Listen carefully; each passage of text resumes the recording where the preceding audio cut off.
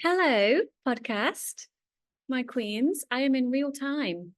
Well, when you're listening to this or watching this, it will be in the past, but it is now Tuesday, the 14th of January at 21 minutes past 9. Full disclosure, the Hoover is on in the background, the robot Hoover that we call Rocky. I have my baby monitor here, so this will most likely be in broken parts throughout the day. And I'm in the living room / kitchen because Bouter, my husband, is doing a workout upstairs, and the gym is also the office. The kitchen's a mess. There's shit everywhere. There's muslin cloths everywhere. But you know what? I just really want to chat in real time and share about my life and answer any questions. I've just put a question box on Instagram. So I'll just chat shit and share with you until later on. And I will put all these videos together and I will answer any questions you have about anything: eating disorder, my life, baby, birth, stuff like that. So, hi, how are you all doing? Did you have a lovely Christmas and a happy new year and all of that jazz? Where to start? Okay, I did want to talk about my birth story, but I thought it would be a great idea to ask my doula to interview me and do a completely separate episode for my birth story, because there's a lot to share. And I think it's going to be more valuable to you if you're interested, because I'm not being funny. Before I had a baby or before I knew I was pregnant, I wasn't interested in birth or babies or anything like that. So you might be one of those people, and that's completely fine. My podcast, don't worry, is not going to be now all of a sudden motherhood. I just want to share because I want to be honest and raw and authentic, and this is a big part of my life now. So my doula will be interviewing me soon-ish, so look out for that if you are interested to share my in-depth birth story. But just off the bat, we did have, I'm so blessed, the birth that I desired, and that is a birthing pool at home in the living room that way. My labor was, well, I've not experienced it before, so I didn't know what to compare it to. I won't say too much because I want to share on the story, but yeah, it was beautiful, it was intense. We just gave birth at home, unmedicated, no one assisted me. The midwife was just kind of standing out the way.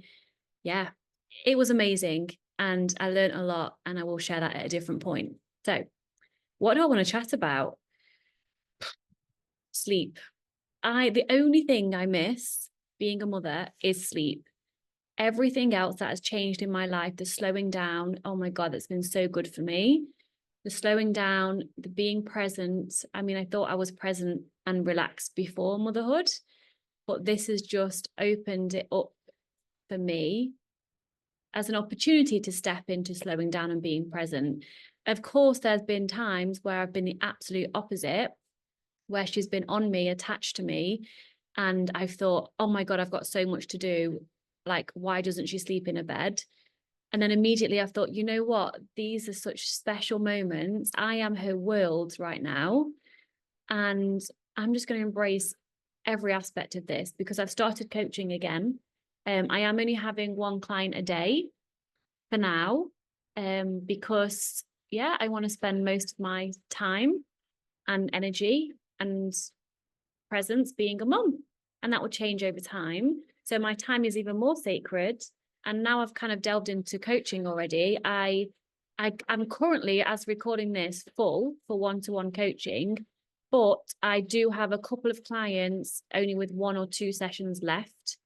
So when this is aired, there will be 1 or 2 spots left. If you are interested in coaching, then reach out. Best part about being a mum so far, this is just my own question that has come to me that I'm going to answer for you. The best part of being a mum is being responsible for a tiny human. That's just what came to me. The best part of being a mum is being fully responsible for a tiny human and being able to just give so much love, because I'm just a big bundle of love anyway. But to be able to direct this love so intensely to this tiny human that actually needs and is able to receive it all is such a blessing. Also, I absolutely love breastfeeding. Love her being attached to me. I'm surprised she's asleep for this long, actually, in her own bed. Although, to be fair, we were both up since 3 a.m. this morning. Was up at the second feed at 3. I put her to bed at 4:30. It was 20 minutes later, she woke up and she was upset and her tummy was hurting her because she was doing loads of farts all over the place. And she only poos every 3 days, just FYI.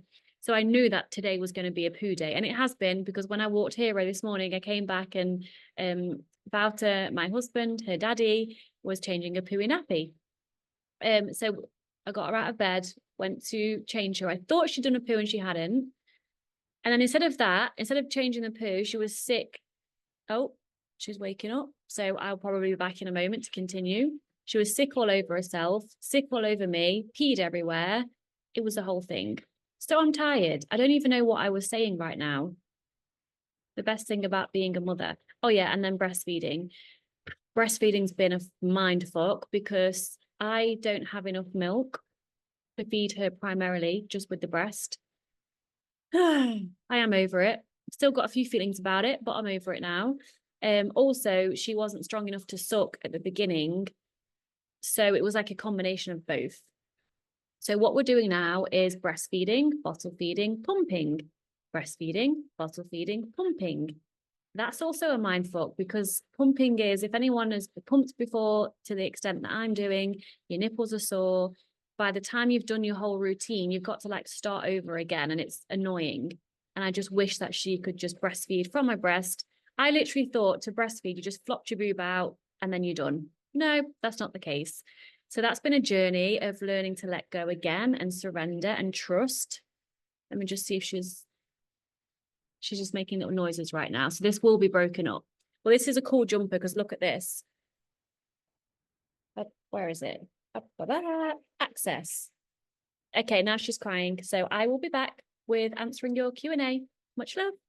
Well, hello. As you can see, I started recording this a couple of days ago, and I had my makeup on, and I had a shower. I was sat in an appropriate position, the laptop in the appropriate position. And now, literally, my hair is like a bird's nest. I've not showered. Every time I try to shower, I put her down. Look, if you're on the podcast, you're missing out on this video. There she is. Every time I try and put her down, she cries and wants me. Navigating this mum journey, I'm probably doing things wrong, but she wants me. She feels safe on me. She sleeps on me. When I try and put her in a bed, literally 5 minutes later, she's very upset. And my husband's on a call, so I can't shower and I can't do yoga, which I wanted to do, and I can't eat yet. So I thought, well, I've done my client messages. I thought I may as well come and chat to my podcast, hadn't I? And continue. So I have questions from Instagram. I'm just going to rant. I had loads, so thank you for sending them in. I'm just going to answer as many as possible. Then I'm sure this will end and I'll be back again to finish the episode at some point. Okay, so how are you feeling post-pregnancy? Oh, thank you for asking. You know, I feel great. It's so good for me to slow down. There's been so much growth already. I've had to surrender over and over again because what I was doing was trying to micromanage her sleep. Like when she sleeps in the afternoon, she actually does sleep off me at some point, depending on, I don't know what depends on, it just depends. I was worried that she wouldn't sleep at night, and because I'm doing all the night feeds because I'm breastfeeding, I was panicking that I wouldn't sleep at night because she'd be up all the time because she'd slept a lot in the afternoon. And then when I noticed myself like being annoyed, not at her, but annoyed at the fact she was asleep, and it was like 5, 6 o'clock, early evening, and we kind of go to bed at 7, 8, I thought, just let go, like stop trying to micromanage your daughter's sleep. And you know what? It is what it is. If you don't sleep, you will cope. It's fine. So let it go. So I've had to surrender a lot. And also, shortly after birth, the breastfeeding wasn't going that well, and we had to supplement with formula food. And I was heartbroken because all I wanted was just to primarily breastfeed, and you don't always get what you want. So I had to surrender to that too and just trust that this is all happening as it's meant to, because at a soul level, she's chosen to not be able to just primarily breastfeed. But now we're transitioning. Now she's got stronger. Now she's put weight on. Now my milk's increased. We're transitioning to primarily breastfeeding. So How else am I feeling? It's such a big, broad question, but I feel really good, so grateful, tired, like I've not washed, cleaned, I've not had my eyebrows done, etc., etc. But you know what? Who actually cares? I feel great. Thank you for asking, Mackenzie. I'm going to answer all pregnancy one first, and I'll answer all eating disorder ones. So, Carla says, how has it been being pregnant and free from an eating disorder? Well, I've not got anything to compare it to in terms of I've not been pregnant with an eating disorder before, but obviously now having recovered from an eating disorder for over 20 years, those of you that don't know me, I've had an eating disorder for over 20 years, completely free, completely recovered. When would I have classed myself as fully recovered? I'm 38. No, wait, how old am I? Am I 37? I think I'm 37. I was born in 1987, so I guess I'm 37. Um, I guess I would say I was recovered like at 34, maybe 33. Time goes so fast. So what, 5 years ago? So being pregnant and not having an eating disorder, and again, I've not got anything to compare it to in terms of pregnancy with an eating disorder, but I can imagine what it would have been like to have an eating disorder when pregnant. And I was so grateful when I became pregnant and my body was changing that I'd done the work that I'd done, because not once did I wish my body looked differently. I was in awe of my body changing over during pregnancy. And also now postpartum, like my body's not the same. And who knows if it will be the same again? Probably not. And that's okay, because I'm okay with that, because things change and change is always a good thing. Because even if it doesn't feel like a good thing, you've got opportunity to learn, to grow, to evolve, to transcend. Change is always good. And so how has it been without an eating disorder? I've been nourishing myself during pregnancy and after, eating however I've eaten after recovery, whatever I want, whenever I want. And my demands of nutrition increased when I was pregnant, and now I'm breastfeeding. I'm hungry a lot and I eat a lot, and that's cool. And I just completely trust my body's doing what it knows what to do. And it's my job to get out of the way and enjoy. So to answer that in a short way, Carla, how has it been being pregnant and not having an eating disorder? Freeing, liberating, nourishing, peaceful, exciting. Yeah, amazing. Okay, what other ones about pregnancy? Emma says, how is it being a mum? Are you missing work? Will you approach life differently now? Oh, great questions. Love being a mum. I have so much love to give, honestly. You all should know me by now. I have so much love to give to all of you as well. I hope you receive it. And being able to give so much love to this little human, and being able for her, she is able to receive that love, is just such a blessing. Am I missing work? I'm coaching already again. I took about 8 weeks off. I took 2 weeks off before I gave birth, and then about five, no, six, and do maths, Victoria, 6 weeks off after I gave birth. I gave birth on 25th of November at 3:10 in the afternoon. And I'm doing a separate podcast for my labour, like I've said, I think at the beginning of this, when it was days ago when I started recording this. Whoops. So where am I even going with this? Yeah, am I missing work? I'm already coaching again, so I'm not missing it because I'm in it. And my life is different. Yes, I will approach life differently now because I'm not having 2 to 3 clients a day and all the admin stuff that I do in the background. I'm having one client a day in the afternoon because that suits me and our agenda. And also, my priority is to take care of little Koa. She's called Koa. Koa is her name. It means little warrior, and it also is a tree. So you've got the grounding aspect of Mother Nature, and trees are just amazing.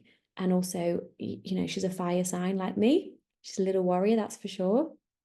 So I'll approach life differently because Koa will always be my priority, obviously. And I will be more present. I am being more present. I'm slowing down and being more present and being more grateful.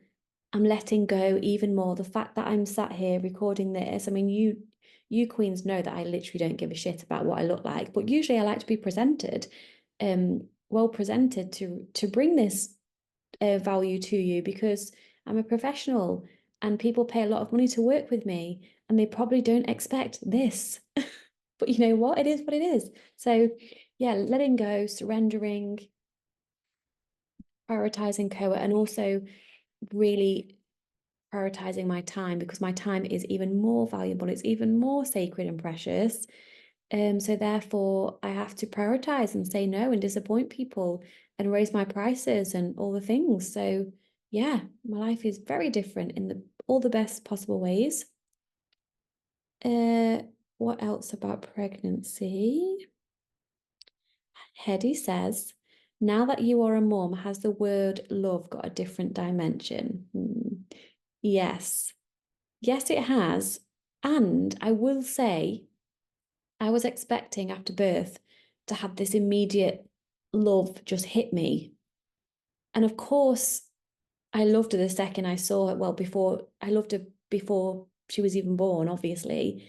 It did help me see that I'd already been living in such a beautiful state of gratitude and love before I was even pregnant. Like, I love being alive. I love the world we live in. I love plants. I love trees. I love nature. There's a lot that I'm in love with because we are love. All there is love. There's a lot of fear in the way of love, granted, but all there is love. So, yes, love has got a new dimension, but I see it as more protective. How do I describe this? So, obviously, I love her more than I've ever loved anything in my life, but I have been connected to source and my intuition and trust and surrender, which is love anyway. But I feel like a deep, strong sense of protection over her. So I would do anything to protect her fiercely. So good luck anyone that crosses me. Mama Bear's coming out. I'm not describing this very well, am I? So yes, Hedy. And at the same time, for me, it's more caretaking, responsibility, but in the most beautiful way. Like, I love to be responsible for her. And she's so innocent and precious, and I'm so protective of her and nurturing for her. So I hope that answered the question. Probably not, but there you go. And Hedy, oh, she's got two more questions. Is motherhood what you thought it would be? I didn't really allow myself to think what it would be. This is how my brain works. I kind of love the way my brain works. Say if something's coming up, whether it's big, small, work related, massive life related, I obviously think about it and allow myself to have it in my awareness, but I don't think about the expectations that I might have of it. I just allow it to unfold as it's meant to, as it is doing. So I didn't really have expectations of what motherhood might be, to be honest, because I knew I hadn't got a fucking clue what I'd be doing. And I'd just work it out and just follow my intuition and ask for advice when I felt like I wanted it. So I didn't have any expectations of what I thought it would be. Although, if I'm being completely honest with myself, I guess actually a few things are coming to mind now. For breastfeeding, I just thought you'd literally flop your boob out. She would drink and then you'd be done. Nope, it's a whole thing. The latch has to be right. You have to manipulate your boob and help her get it. It's a whole thing. So I did expect that would be easy, and it's not, and I don't have enough milk to feed her full time yet, but we're transitioning, like I said. And I thought that this is so funny. Me and Valta did think that, well, I'll just sleep when the baby sleeps, and she'll just sleep and it's fine, and you can just get on with your life doing stuff when she sleeps. We said that we'd just go to the gym and she'll just come with us and sleep whilst we worked out. No, those of you that have children will be laughing right now. Doesn't work like that. Can't really have a routine. Koa decides the routines. We're feeding on demand. I mean, she's feeding roughly every 3 hours, but the whole feeding process takes an hour. And then you obviously have to change her, nappy, play with her for a bit, all the things. Hence, it's 11:11. Hi, 11:11. And I've not had a shower yet today or brushed my hair. I have brushed my teeth. I have eaten breakfast, but I'm hungry again. So yeah, that's that. Hedy also said, how was the labour? I'm doing a separate podcast specifically to share about my labour, but it was beautiful and sacred and challenging. And it wasn't challenging, actually. It was intense. And it was everything I hoped it would be. And I'm so fucking grateful. And my body is amazing. My vagina is awesome. Yeah, that is to come, in depth of everything with videos and stuff. Anything else on pregnancy? No. So I'm going to leave it there, then come back and answer all the eating disorder recovery questions. I'm going to attempt to put her to bed and do some yoga because I really want to do some stretching, and let's see how we get on. So when I come back next on this video, who knows what I'll look like then. All right, see you in a bit. I'm literally going to be doing pieces by pieces. This video is going to look all kinds of crazy. So I'm going to answer a message, a question, unless I need to be elsewhere. Are you okay there? Wait a sec. Oh no. The question is, wait. Hello loves. This really is a remix, isn't it? I've just come on my first run since, actually, I was an avid runner just once a week, so that's really not an avid runner, whatever that means. By the way, my face is so frozen, it's literally hard to move my mouth because it's -3. I used to run regularly as well as the gym before pregnancy, and then I tried to run in pregnancy, literally like week 7 I think it was, and my boobs were not happy with that at all. So I stopped because my body was telling me to stop. Come on boy, come this way, it's too steep for me to go down there. Okay, clearly we're going down there. Wait a minute then. I'm sorry for this random remix episode. The other ones will be more concise and professional. What does that even mean? I've just been to the woods and I didn't want to use my phone in the woods. Hence now I'm in like an industrial estate thing. So you miss the beauty of the woods where I was. Anyway, where am I even going with this? Yeah, I've just done my first run after, like week 7 of my pregnancy. And I had no plan, no date of when to get back to it in particular. I just knew that I would listen to my body. Morning. I knew I'd listen to my body. And my body today said, you know what, you would absolutely love to go for a run in the woods with your boy, with my Wolfie boy. So I did. And then I was running and I was thinking, I'm so glad that my sports bra fit me. Not with anything to do with weight loss or any of that bullshit, but the fact that if I didn't have a sports bra that fit me, I couldn't go running, because you need to look after these babies, don't you? Especially because they're doing such a good job breastfeeding my little girl. So I was running thinking I'm so grateful that my bra fits me, because otherwise I wouldn't be able to run. And then it led me to think, well, thinking of how my body's changed over pregnancy and after giving birth, I mean, of course it's changed. It's not the same as it was before, and it never will be, I assume, and that's such a gift. It's a part of pregnancy and giving birth. But my body hasn't changed in terms of my weight. I'm going to talk about weight now.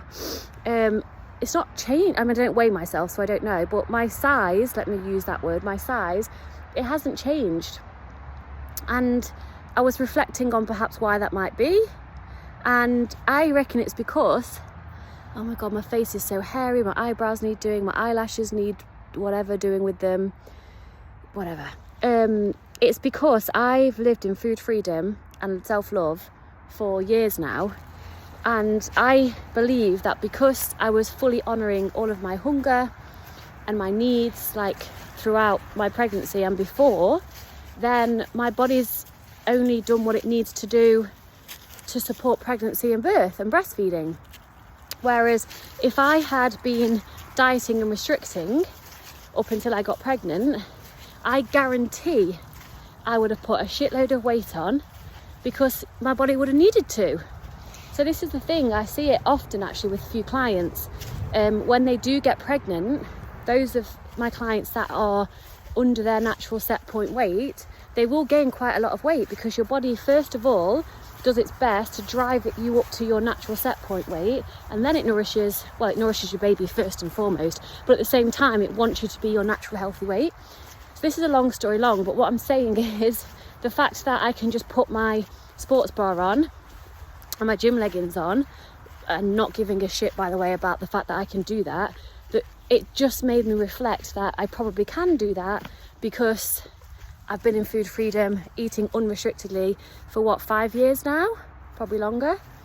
So I just wanted to share that with you, and I will answer your questions, the ones on Instagram as well, but I need to look at them, so this will be pieced together to this video. But I did want to share, one of you lovely people asked me how I'm feeling after birth, and I shared how I was feeling emotionally after birth and after having a baby, but I didn't share how I felt physically. So probably TMI, but fucking hemorrhoids, oh my god. The last stages of pregnancy, the hemorrhoids were really bad, and then after pregnancy they were really bad. Hey boy, I haven't got any treats, I'm sorry.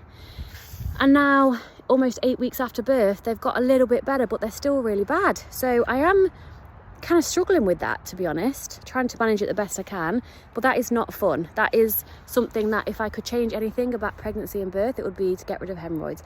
I even said to my husband the other day, honest to God, I would rather give birth again.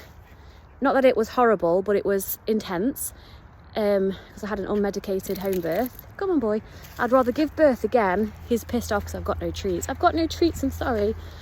Oh, let me say it for the 5th time. Oh, I've dropped my glove. Wait, have a look at here whilst I'm picking that. I would rather give birth again and get rid of these hemorrhoids. That's how painful they are. Anyway, so I am struggling physically with that, but all in all my body is incredible. Come on boy. It's only just been this last week or so where my pelvic floor and hips and pelvis have felt kind of stabilized again. That they felt really kind of sore and like off for weeks, which is understandable. But yeah, all in all, I am good. And so, like I say, in fact, I do remember one question, so I will answer that one. I tried to answer this one as I was breastfeeding my little girl in bed earlier, which was ridiculous because I don't know why I did that, because I don't want to have my phone when I'm there with her. But there was a question, something like, I'm worried about my health if I follow my extreme mental hunger. And I get it. I've done a whole podcast episode speaking specifically to this, so I suggest you go and check that out. I think it's called But What About Health, the episode, so check that out. But short answer, what's more healthy? To live with an eating disorder for the rest of your life, restricting, so biologically it's unhealthy, physically it's unhealthy, mentally and emotionally it's unhealthy, or to have a period of time, your body will decide how long that period is, and you will decide how long that period is, meaning if you keep restricting and judging yourself and not working on mental restriction around food, especially physical restriction, it will prolong this period. So wanted to point that out. Hold on, let me go back. What's more healthy, living with an eating disorder or going through a period of time where you only want to eat sugar, fats, carbs, processed foods, which will even out eventually, I promise you. Everyone thinks they're the one that it won't work for. Everyone thinks that they will eat sugar and processed foods only forever for the rest of their life, even if you have been doing for many, many months now, probably because you're emotionally restricting and not allowing. It will even out. I'm going on a tangent here. It will even out if you allow yourself to eat unrestrictedly for the rest of your life, work on your self-love, connect to your body, check in with what your body wants and needs, and always honour that. So again, the question, Victoria, try to kind of get a grip here. What's more healthier, living with an eating disorder or having a prolonged a period of time where you eat processed food and then you're free and you can nourish yourself in a way that feels good and you actually enjoy your life? Okay, so that I can't remember any other questions that looking, so I will be back. Much love. See you in a bit. Said total remix. So, question, and as you can see, I've showered, I've brushed my hair, I've got some makeup on, and we'll see how far we get. So, let's see. Beth says, how to gradually stop weighing food. Don't know how to portion, but still want some safety in numbers. Okay. Don't know how to portion. So you say you want safety in numbers, which I get because it's a false sense of security, a false sense of control. You want to stop weighing food and you want safety from the numbers. So you've got to choose one. Which is more important to you? Feeling that perceived sense of safety and control with knowing the numbers and weighing the food, or having total freedom and stopping weighing food, because you can't have both at the same time. So what I would suggest here, and this is what I actually did, when I started off gradually in recovery, then I just thought, you know what, fuck it, I'm just going all in. Instead of weighing everything, I would even weigh my spinach leaves. And if there was one leaf that made it 1 gram over, I would like tear it in half and make it the exact number. I started off portioning with using like measuring spoons, kind of bowls, cups, things like that. That's not ideal, but it is a step in the right direction. And I say it's not ideal because it's still abiding by the eating disorder rules, or by that false sense of control. And I say false sense of control, I get that it feels very much like it is a real sense of control, but if you look at the bigger picture, like what is it you're actually controlling and why, and is that getting you the life you want to live? I assume not, because you've asked the question, Beth. So start off by gradually, let's say you weigh your oats in the morning, start off by doing a cup of oats, and then start off, after you've done a cup of oats for a couple of times, just eyeball the amount in the bowl. And then ultimately the goal is completely unrestricted eating, of course, and just eating to your fullness, hunger and fullness and satiety and appetite and cravings and all the things. So that's what I'll say for that one. Kat says, when going through recovery, how can I navigate the ED thoughts that I'm now too much? The thing is, Kath, the eating disorder is going to tell you all these things to try to get you back where it wants you. And actually, we talk about the ED as if it's this evil controlling thing, and it is, but underneath that, all there is love. If you take a look at why all of the control is happening, why the eating disorder might be telling you that you're now too much, even though it's very unkind for it to say that, underneath that, it's just trying to protect you from something, right? So actually, the eating disorder loves you because it's created by you as a way to cope, as a coping mechanism, as a false sense of control and security, to try and take care of you because you love you. Of course, the eating disorder is created in your brain by you, so it can help to separate it from yourself, but ultimately it's something that was created in your brain that can be uncreated, and something else can be created in its place. So how to get through recovery with the eating disorder telling you that you're too much is to acknowledge what it's telling you, to acknowledge it, make space for it, and then decide to let that go. And even if you don't believe that you are indeed not too much, because beliefs need to be created via evidence and actions and consistency, I want you to start acting like somebody who knows that they are not too much. So if someone knew that they are not too much, like myself, but I've worked on this, now I know I'm not too much. I was always told I was too much as a child, to this, to that, and then you start to suppress yourself and restrict who you are, including your eating. So if you were to act like someone who knew that they were not too much, how would you act? And then what would this person be like day to day? How would they be talking to themselves in their own head? Write a brainstorm of how someone would act and how they would think and what they would do if they knew they were not too much. I've got an itch. And let me know how it goes. Okay, let's see the next one. True JK says, having all the tools to do recovery, how to go for it, finding purpose and motivation.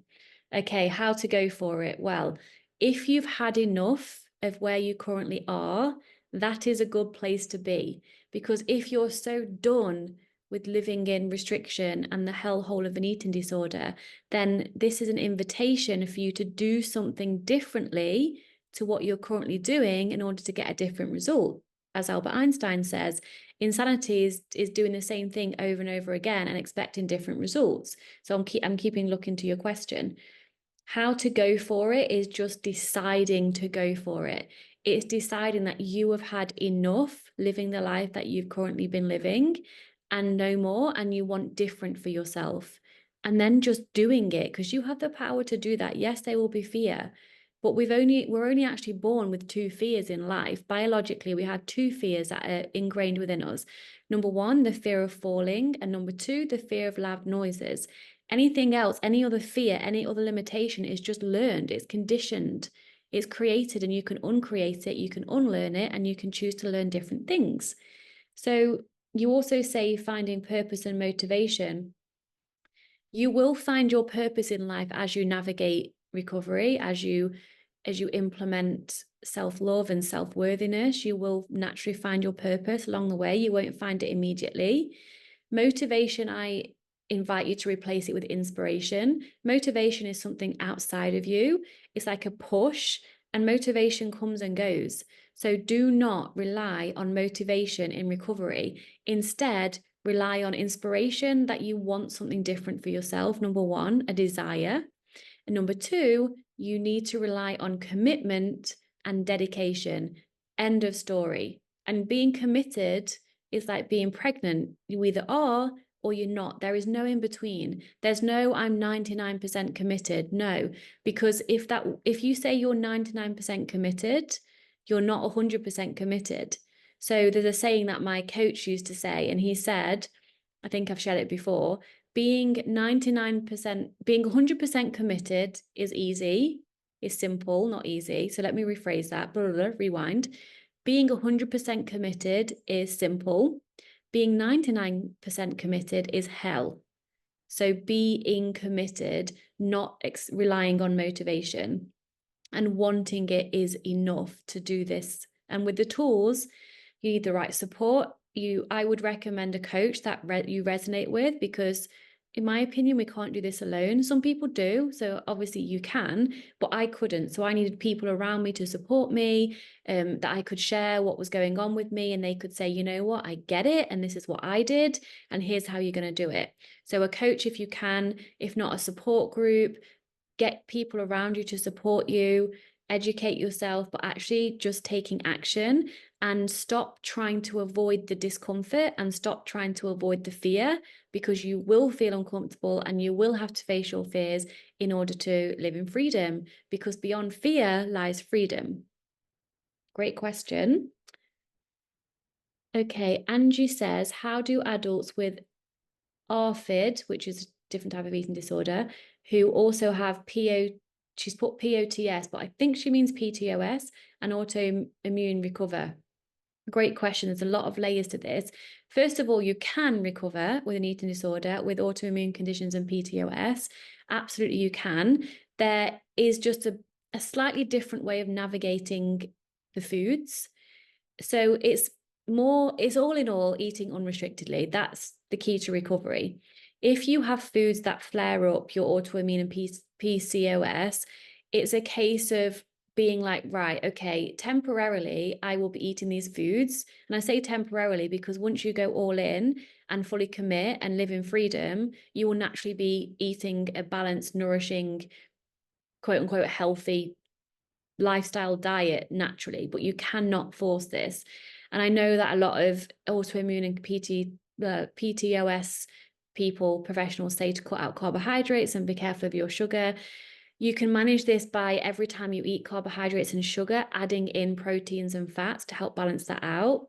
Julie Dilly Duffin, no, what's her name? Julie Dilly Duffin, something like that. She's actually an intuitive eating coach who specializes in PTOS. Julie Dilly Duffin, it's in my head, but I'm not saying her name right. You will find her if you try to replicate what the name I've just said and type in PTOS, intuitive eating. She's got a great podcast as well. And it's still unrestricted eating, and it's not restricting carbs. It's just navigating it with your body. And all in all, if you stay in recovery, if you keep trying to avoid carbs and sugar, whether you're successful at that or not, I'm not sure whether, well, you say you have, an ARFID. So you may be binging, you may be able to restrict for a while, whatever. It's not working for you right now, regardless. And it's not helping with your PTOS anyway. So you may as well go all in, practice listening to your body and heal that over time with unrestricted eating, but it's working with someone who's specialized in this, okay? So let me know if you have any other questions around that, but you can recover. You just need the right support. Again, adding fats and proteins in when you eat carbohydrates, managing your symptoms. Autoimmune things are definitely linked to emotional stuff. So you need to be working on your emotional and your past trauma and self-love and self-worth and everything in a holistic way to fully recover and to heal all of those things as well. Okay, so Nutra says, managing loneliness, boredom when food feels like your only pleasure. I feel you. I honestly, even when I was in food freedom and I'd like practically recovered, food was my only pleasure in life. And I was kind of okay with that, but I kind of wasn't, because I wanted to enjoy things other than food.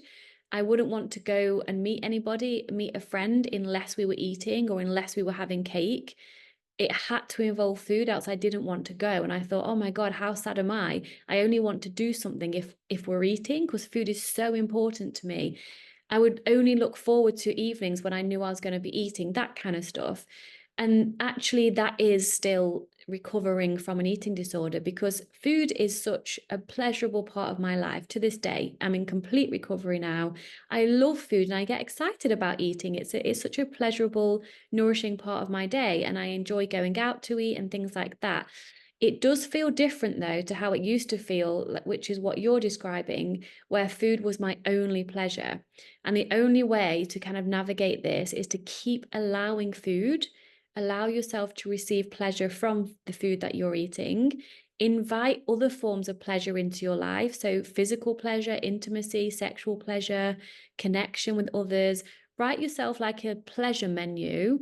Food will be number one. That's fine. It can be number one.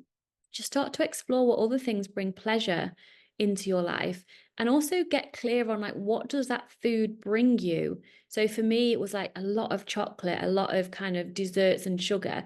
And that was always okay. That was always allowed, because that's the point in recovery.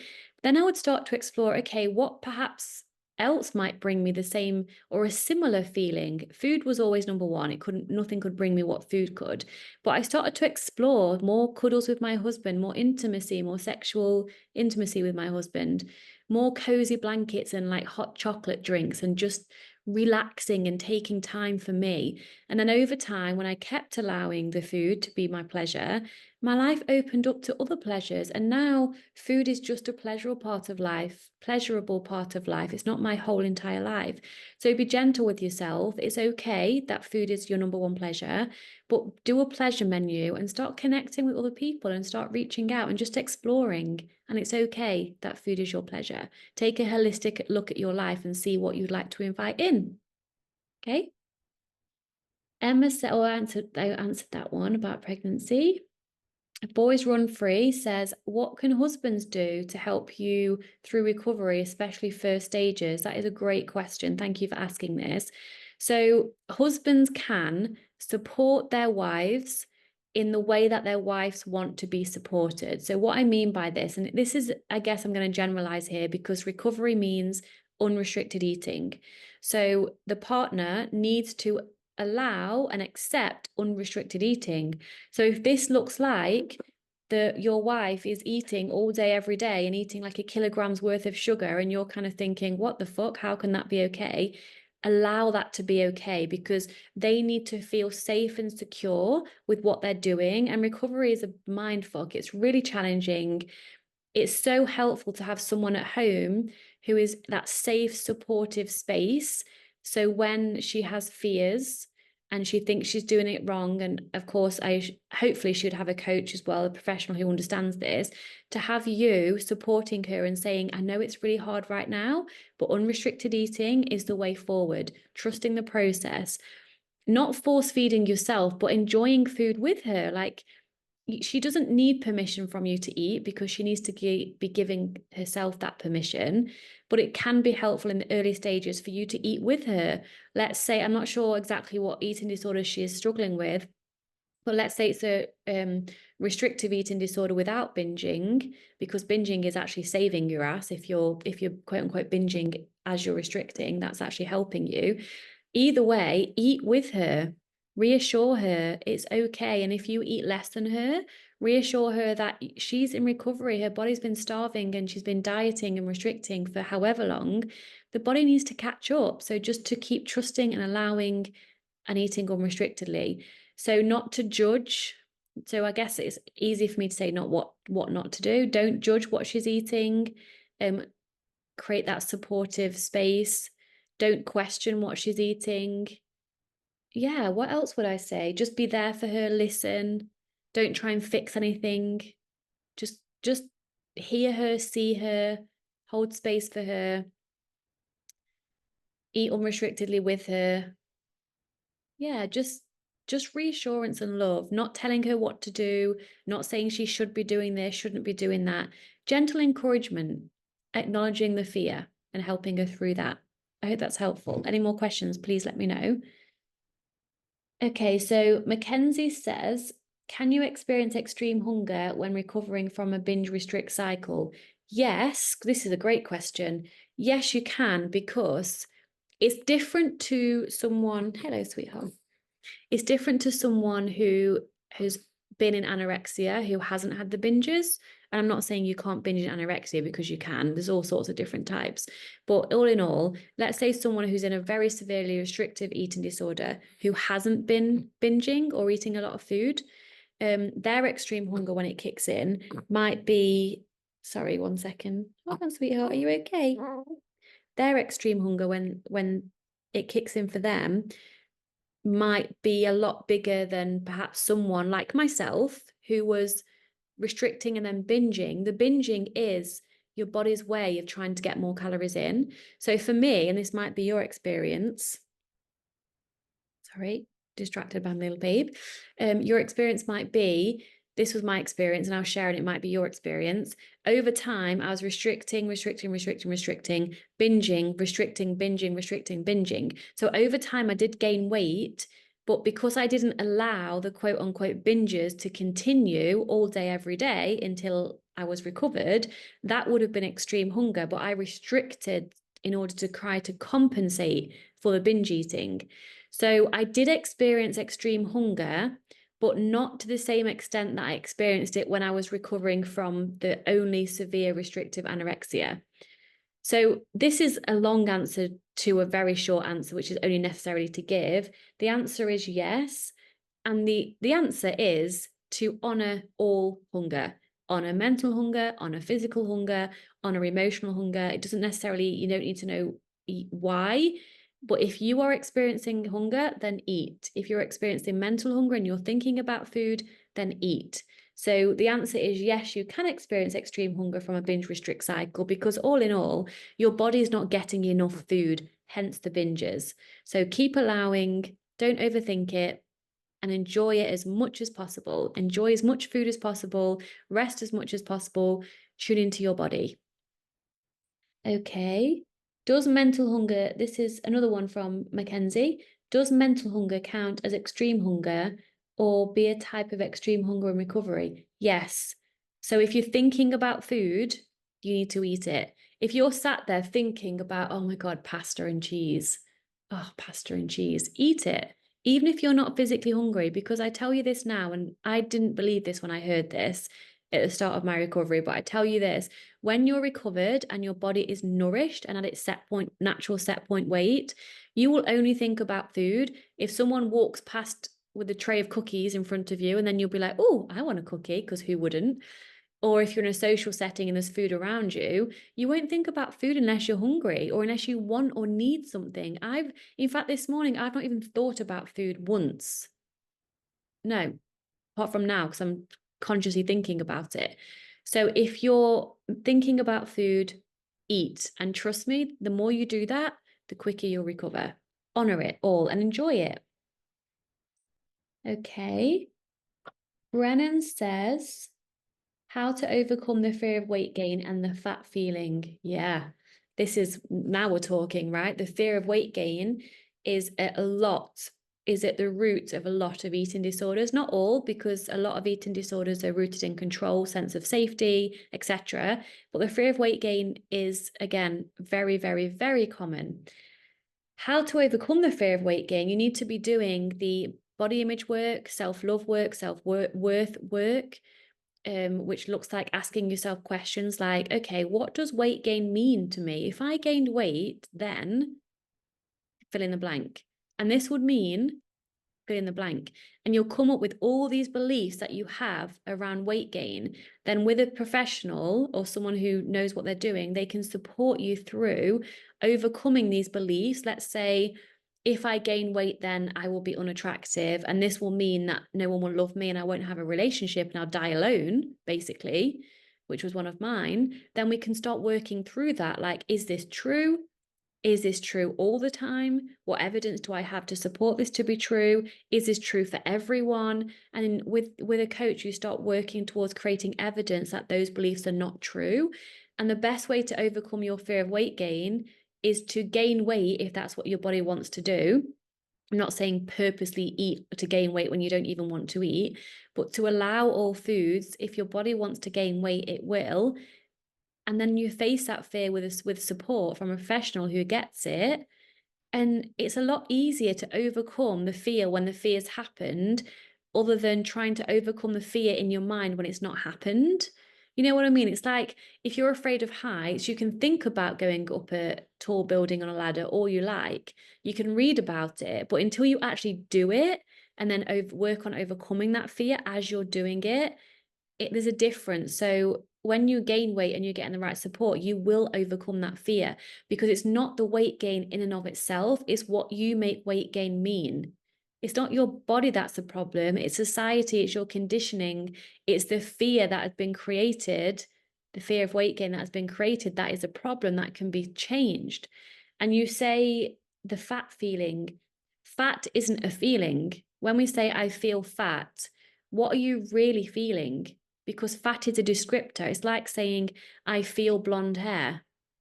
I feel brown skin. What does that even mean? So I used to say I feel fat, and instead I actually really meant I feel really uncomfortable in my body right now. I feel the fear of being judged. And then you work on all the stuff underneath. Let's see how much else we've got. I've answered those already about pregnancy. Shelley says, possible paths of recovery to choose from. Well, my advice is to go all in. Not everyone can go all in, because you can only go all in if your nervous system allows that.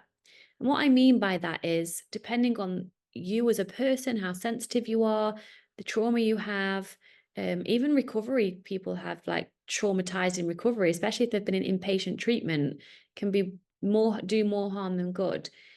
Some people have autism, OCD, those types of things where their nervous system and their brain can't handle going all in. Like, it's literally, I wouldn't say impossible, because nothing's impossible.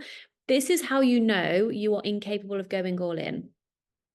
If someone was holding a gun to your head and they said, if you don't eat all in for a month, we're going to kill you, and they meant it, or they were holding a gun to a family member, if you don't feel like you're worth your life yet, if they were holding a gun to your family member's head and said, if you don't go all in for a month, we're going to kill this person. If you know you still couldn't go all in, that's when we take it slower. That's when we take it one step at a time, and then build up the confidence and resilience, and then go into recovery that way. If you answer yes, you would be able to eat unrestrictedly if it meant saving your family member from dying, you know that you can. And you would need support in this to work through what your nervous system brought up, because it will be in panic mode. But your nervous system is most likely in panic mode most of the time anyway now. If you're in a restrictive eating disorder, it's already in fight, flight, or freeze response, because it's a trauma to have consistent restriction and consistent undereating for your physical body. So the possible paths of recovery, in my opinion, you need to be taking a holistic approach, not only working on behaviors, you need to be working on mindset, emotional stuff, body image stuff, self-love. Group is really helpful, sharing, such a holistic way of working with it. That's why I work with NLP, timeline therapy, motivational interviewing, acceptance and commitment therapy, NLP, I think I've said that, CBT. There's all sorts of tools to use. You just need to find the right person to help you with that. Okay, I think my baby girl needs her nappy changing. 9:30, 10:30. Oh no, actually it's fine. Oh, it's okay. Let me just have a drink and then I'm going to continue. The video on this is really shit and blurry, and I'm not sure why. Okay, Shelley says, got bad experience with treatments. Oh yeah, I said that, didn't I? Is recovery possible without it? Or what are the... Oh, okay. I read that question as a two-part, but I only read half of it. So she says she's got bad experience with treatments. Is recovery possible without it, or what are the possible paths of recovery to choose from? So I hope I answered that, Shelley, because yeah, get a coach. I became a coach for a reason, because it was so powerful for me in my own recovery journey. You don't need treatment centers, especially if you're willing to take responsibility with the right coach. Take responsibility for your own recovery with the right support. You can absolutely recover at home with a highly supportive coaching program and a holistic way of working. Yes. Jotten says, what do you do when you have no why? Well, you create a why, right? And that sounds a bit ridiculous, but if you don't have a why to recover, you create a why. How about starting with creating a why not to stay in the eating disorder? If you can't create a why, which you can, but if you're not able to access that by yourself, why do you not want to stay in the eating disorder? That alone, all those reasons alone, are enough to want to choose recovery. And the why to recover is because you want to, and because you want a better life. I've never met a single person who's recovered that regrets it. Okay. So lean into that. Speak to someone, speak to people who have recovered. Your why comes from within, and it's as simple as just choosing to not live the life experience you're currently living. Okay. And Shelley says, how can I believe I'll be healthy when I allow myself to eat whatever I want? I'm scared. Yes, I answered that in the first question with someone else. Very valid fear. There's a podcast episode I did specifically to talk to this called What About Health? And I think I've done quite a few talking to this because it's a common fear. So check those out. Go on my website, and if you type in health, the podcast around health will come up. Cool, that's all of them. Oh my God, I managed to do it all in one go. Happy days. All right, my loves. Any more questions, let me know. I love a Q&A. Anything else I want to share before I go, because this is like a life update kind of podcast. Did want to share something which I think is kind of cool. I used to have Invisalign braces. So when I was on this, before I was on this self-love journey, when I was obsessed with my appearance, I of course spent thousands on making my teeth perfectly straight, because that's what I thought I needed to do. But since pregnancy, I've just not wanted to wear the plastic retainers at night. So I've just stopped wearing them. Oh, Wouter's back, so he might come in. So my teeth are going wonky again, and I'm okay with that, because it's the authentic me. If my teeth want to be wonky, they want to be wonky. So it is what it is. Okay, he's coming in, so he's going to make a noise. So any other questions, let me know. Sending you all so much love, and I'll see you on the next one.